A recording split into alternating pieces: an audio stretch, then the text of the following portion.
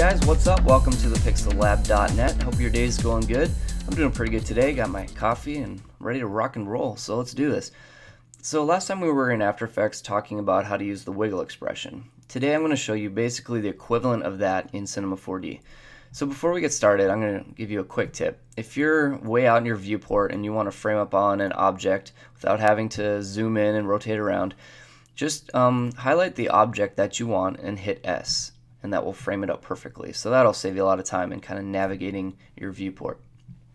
So to do the wiggle expression, it's actually a tag in Cinema 4D. So you right click on your cube, Cinema 4D tags, and it's towards the bottom, the vibrate tag.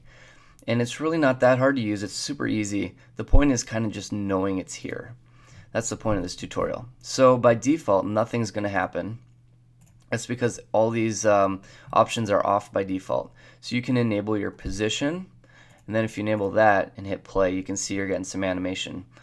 That's happening only on one axis, so you have control over what axis it's animating on. So now it's animating on all axes. And then also the frequency, it's how many times per second. So if we turn that up to 15 times per second, it's going to be insane. So let's turn that down. That'll give me a headache. Stop it. Alright, well, man, I'm going to get a headache this morning.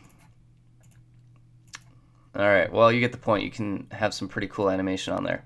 Another thing is rotation. You can turn that on. That'll change your degrees of rotation. You can even make that a bit more extreme, 90 degrees. You can see you're getting some really, really fun animation. I mean, you throw this on some objects and just turn that on and you got yourself a video. So yeah, there you go. That's a really fun way to add animation to an object. What if you want to do that to your camera and have a handheld sort of feel to your camera? Well, let's just drag this guy down to the camera. I got a camera in the viewport here. We'll rotate around so you can see it. Then we'll hit play. And you can see, that's awesome. It'll affect the camera the same way. So let's turn off scale. And on rotation, let's turn that way down. Turn the frequency way down. And then on the position, we'll do the same. Maybe down to 15. And then the times per second, turn that to 0.5. We'll see what that looks like. So that's a little bit more of that kind of handheld feel. Let's enable the camera by clicking this button right here so we're looking through it. Then we'll hit play. And yeah, you can see you're kind of getting that floaty feel. Obviously you'll need a bit more tweaking, but you get the point. So the nice thing about this is these are all keyframeable. The way that we set up the slider in After Effects so that it could be keyframed, this comes keyframeable by default, which is really awesome. So that's really it. That's the vibrate tag in Cinema 4D. And like I said, it's not earth-shattering, it's not hard to use. It's really the point of this is just to know it's there. So that's really the point of these tutorials I'm giving you, is just showing you hidden features that you might not have known about, things that are kind of hard to find, but if you know they're there, they're very easy to use.